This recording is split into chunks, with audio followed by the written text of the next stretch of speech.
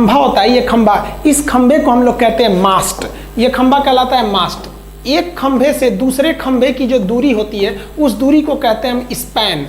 एक खंभे से दूसरे खंभे की स्पैन जो दूरी होती है वो लगभग 60 मीटर की होती है, लेकिन ये दूरी घुमाव पर थोड़ा कम कर दिया जाता है। अगर घुमाव ज़्यादा है तो दूरी को और कम कर दिया जाएगा। अब आप देखे होंगे कि रेलवे के ये जो मास्ट होते हैं, इन मास्ट पे कुछ नंबर लिखे रहते हैं। जैसे आप देखिए यहाँ लिखा है 54/17, ऐसे आप देखते हैं 834/3, ऐसे देखते होंगे। ये नंबर क्यों आते हैं? आप ट्रेन में सफ़र करते हुए इन नंबरों को देखे होंगे।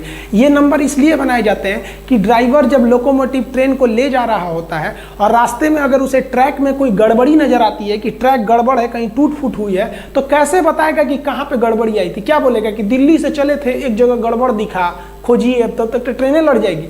तब उस समय वो तुरंत देखता है कि ये पोल नंबर यानी ये मास्ट नंबर कितना है, और वो तुरंत स्टेशन को इन्फॉर्म करता है कि मास्ट नंबर इतना के पास आसपास में हमने गड़बड़ी देखी। तो थोड़ी सी दूरी में खोज लेंगे लोग कहाँ गड़बड़ी है, तो ये होता है मास्ट नंबर।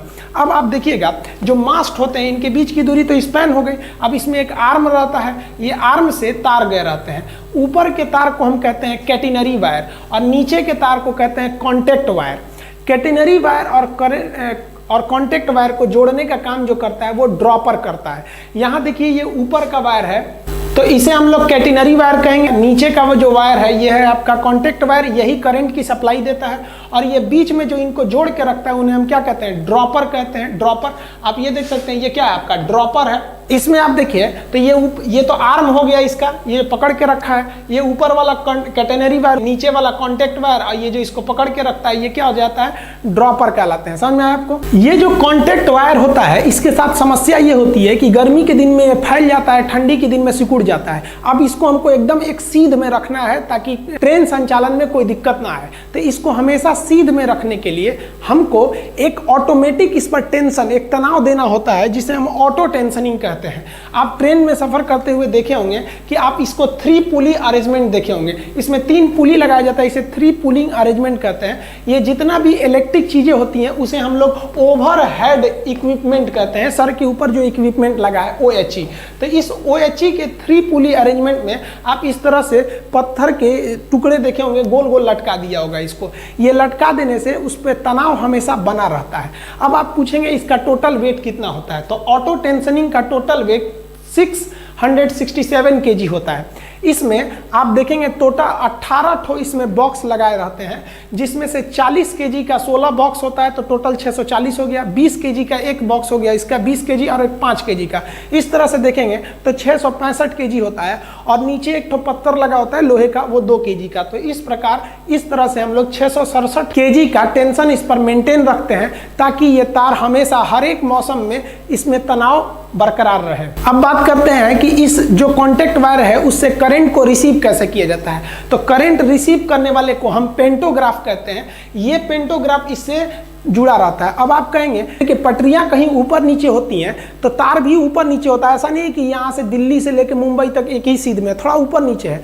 तो ये ऊपर नीचे होने से छोड़ ना दे, इसलिए इस पेंटोग्राफ को हम यहाँ से एयर प्रेशर देते हैं नीचे से। ये एयर प्रेशर से उसको ढकेले रहता है। अगर ये ढकेले हुए है, तार ऊपर भी जाएगा तो कोई दिक्कत नहीं हो, तो पीछे से पुश करके ही है। और अगर तार नीचे है तो ये वापस चला आएगा। इसमें एक वाल लगा रहता है कि अगर तार नीचे आ रहा है तो उधर के प्रेशर से ये इधर आ जाता है, लेकिन अगर उधर प्रेशर कम है तो ये ढकेल देता है। तो इस प्रकार एयर प्रेशर द्वारा हम पेंटोग्राफ को ऊपर नीचे करके देख सकते हैं।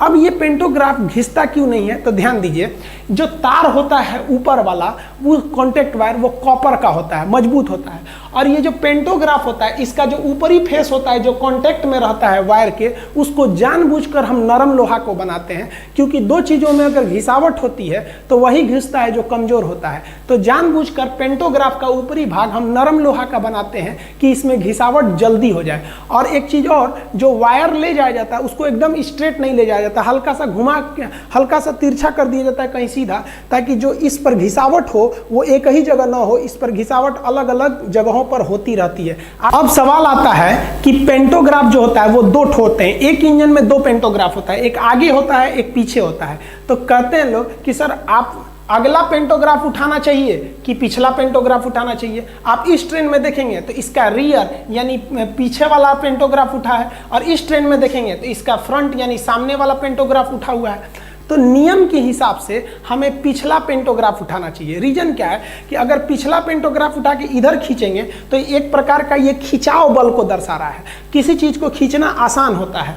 और अगर आप फ्रंट पेंटोग्राफ को उठाकर ट्रेन खींचते हैं तो ये एक ढकेलने वाले पुश फोर्स को दिखाता है, तो पुश करने में ज़्यादा एनर्जी लॉस होता है। तो अगर पेंटोग्राफ आगे वाला रहेगा तो ये पुश फोर्स को दिखाएगा, इसमें एनर्जी ज़्यादा लॉस होगी इंजन की। और अगर वही पेंटोग्राफ रियर यानी पीछे का उठा रहेगा तो ये पुल फोर्स को दिखाता है, खिंचाव को, जिससे कि इंजन की एनर्जी बचेगी।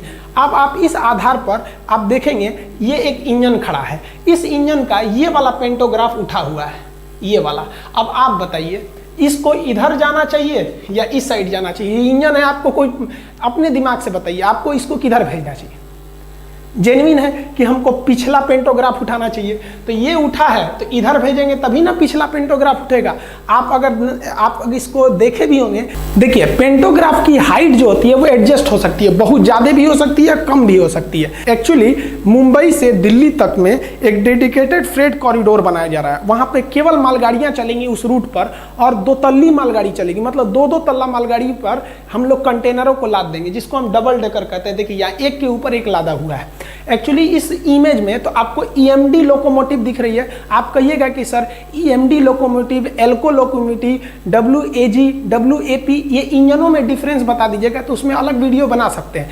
लेकिन यहाँ पर देखिए ये ट्रेन तो डीजल से चलने वाली है, इसके लिए क्या जरूरत है इलेक्ट्रिक को लेने की। लेकिन अगर सोचिए कि अगर यहाँ इलेक्ट्रिक लोकोमोटिव रहता तो इसका जो पेंटोग्राफ था ये काफ़ी हाई उठाना पड़ता पेंटोग्राफ। तो हाई पेंटोग्राफ भी होते हैं सब, देखिए यहाँ इसका पेंटोग्राफ कितना हाई है, तो हाई पेंटोग्राफ भी हो सकते हैं। ये एयर प्रेशर पे होते हैं, ये ज़्यादा उठ भी सकते हैं और नीचे भी रह सकते हैं। जब ये डबल डेकर रूट में है तो ये डिपेंड करते हैं पेंटोग्राफ की हाइट कि जो ऊपर OHE है, ओवरहेड इक्विपमेंट, उसका कॉन्टेक्ट वायर कितनी ऊंचाई पर है, उसी हिसाब से ये एडजस्ट हो सकता है या नीचे आ सकता है।